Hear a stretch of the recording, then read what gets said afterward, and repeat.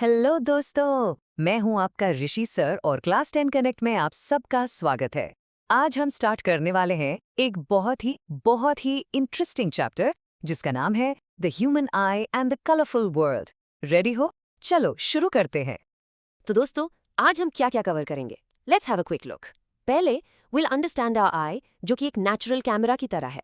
फिर हम आम विजन प्रॉब्लम्स जैसे मायोपिया और हाइपरमेट्रोपिया की बात करेंगे।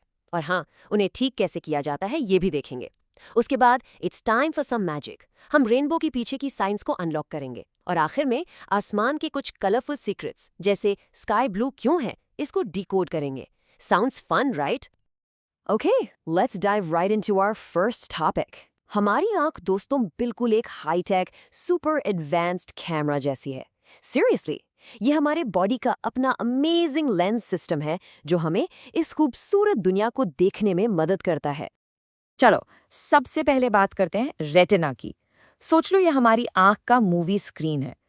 जैसे कैमरा में फिल्म होती थी या आजकल सेंसर होता है, ठीक वैसे ही हमारी आंख में रेटिना होता है। लाइट कॉर्निया और लेंस से होते हुए एंटर करती है और रेटिना पर एक रियल इन्वर्टेड इमेज बनाती है। और हमारी जो आईबॉल है, मतलब आंख का गोला, वो लगभग 2.3 सेंटीमीटर डायोमीटर का एक छोटा सा स्फीयर होता है। और एक इम्पॉर्टेंट बात ध्यान से सुनो, जो लाइट रेज एंटर करती है ना, उनका ज्यादातर रिफ्रैक्शन यानी बेंडिंग कॉर्निया के आउटर सरफेस पर ही हो जाता है। अब आते हैं एक सुपर सुपर इम्पॉर्टेंट कॉन्सेप्ट पर, the power of accommodation.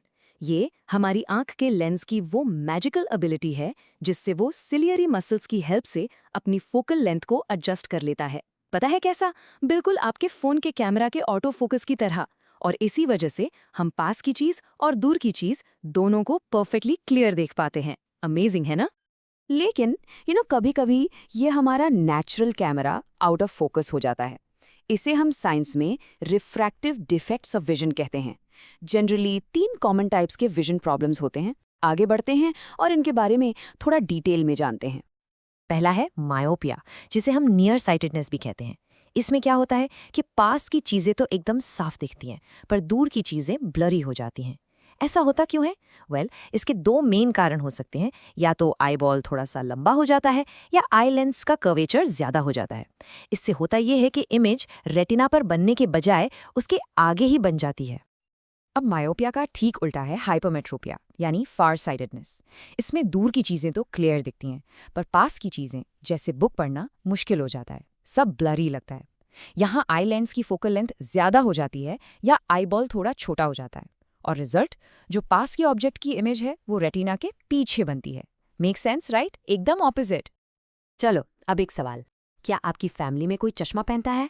Mummy, पापा, दादा दादी, क्या आपको पता है कि उन्हें मायोपिया है या हाइपरमेट्रोपिया?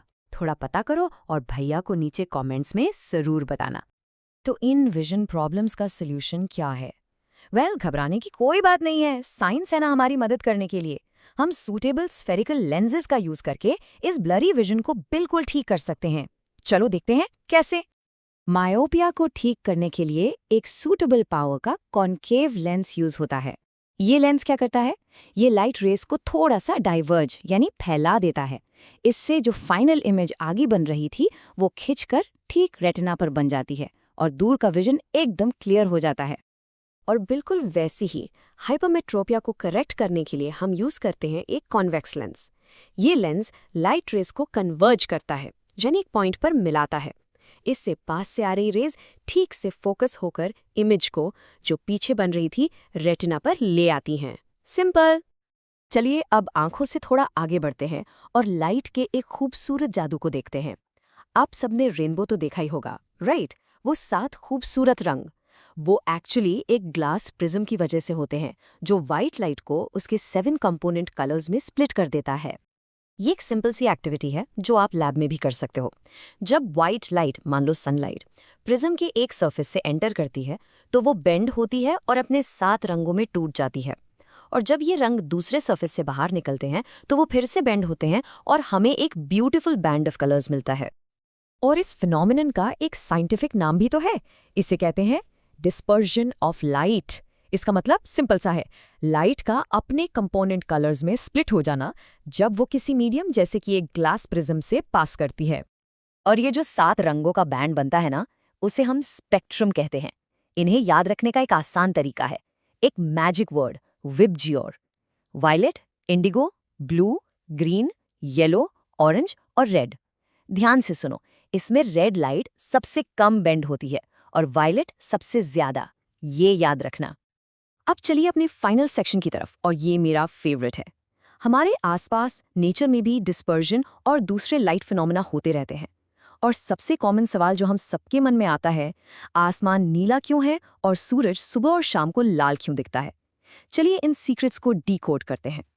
पहले एक कॉन्सेप्ट समझो, एटमॉस्फेरिक रिफ्रैक्शन। जब स्टारलाइट अर्थ के एटमॉस्फेयर की अलग अलग लेयर से गुजरती है तो वो कंटिन्यूअस बेंड होती रहती है, और इसी वजह से दोस्तों हमें तारे टिमटिमाते हुए यानी ट्विंकलिंग दिखते हैं। वो एक्चुअली ट्विंकल नहीं करते। कास्ट के कलर का राज एक दूसरे कॉन्सेप्ट में छिपा है, and that is scattering of light. हमारे एटमॉस्फेयर में बहुत सारे छोटे छोटे पार्टिकल्स हैं, जैसे डस्ट, वाटर ड्रॉपलेट्स और गैस मॉलिक्यूल्स। जब सनलाइट इन पर पड़ती है तो ये पार्टिकल्स लाइट को अलग अलग डायरेक्शंस में बिखरा देते हैं। इसी को हम कहते हैं स्कैटर करना। सो द बिग क्वेश्चन, आसमान नीला क्यों है? क्योंकि एटमॉस्फेयर की ये टाइनी पार्टिकल्स ब्लू लाइट, जिसकी वेवलेंथ छोटी होती है, को सबसे ज्यादा स्कैटर करते हैं। तो जब हम दिन में ऊपर देखते हैं, ये स्कैटर्ड ब्लू लाइट हर दिशा से हमारी आंखों तक पहुंचती है, और इसीलिए हमें पूरा आसमान नीला दिखता है। तो फिर सनराइज और सनसेट रेड क्यों होते हैं? ध्यान से सुनो, इस टाइम सूरज होराइजन के पास होता है, तो सनलाइट को हम तक पहुंचने के लिए एटमॉस्फेयर की एक बहुत मोटी लेयर से गुजरना पड़ता है। इस लंबे सफर में ज्यादातर ब्लू लाइट स्कैटर होकर इधर उधर चली जाती है, और सिर्फ लंबी वेवलेंथ वाली रेड लाइट ही हमारी आंखों तक आ पाती है। समझाया? एक और सवाल आपके लिए, क्या आप लाइट स्कैटरिंग का कोई और डेली लाइफ एग्जाम्पल सोच सकते हो? आई बेट आपने जरूर देखा होगा। चलो एक हिंट देते हूँ, इसका एक स्पेशल नाम भी है, द टिंडल इफेक्ट। सोचो सोचो और अपने आंसर्स नीचे कमेंट्स में लिखो। लेट्स सी कौन सही जवाब देता है। तो चलो एक क्विक रिकैप हो जाए। आज हमने सीखा कि ह्यूमन आई एक कैमरा की तरह काम करती है। मायोपिया को कॉनकेव लेंस से ठीक करते हैं और हाइपरमेट्रोपिया को कॉन्वेक्स लेंस से। व्हाइट लाइट का प्रिज्म से विबजियोर में स्प्लिट होना डिस्पर्जन कहलाता है, और आखिर में आसमान का नीला रंग लाइट की स्कैटरिंग की वजह से होता है। क्लियर है ना? तो ये था हमारा chapter the human I and the colourful world. I hope आपको सब कुछ अच्छे से समझ आया होगा। कोई भी डाउट्स हो तो कमेंट्स में पूछने से बिल्कुल मत डरना। मैं आपका ऋषि सर आपसे मिलूंगा अगले एक्सप्लेनर में। तब तक पढ़ते रहो, बढ़ते रहो।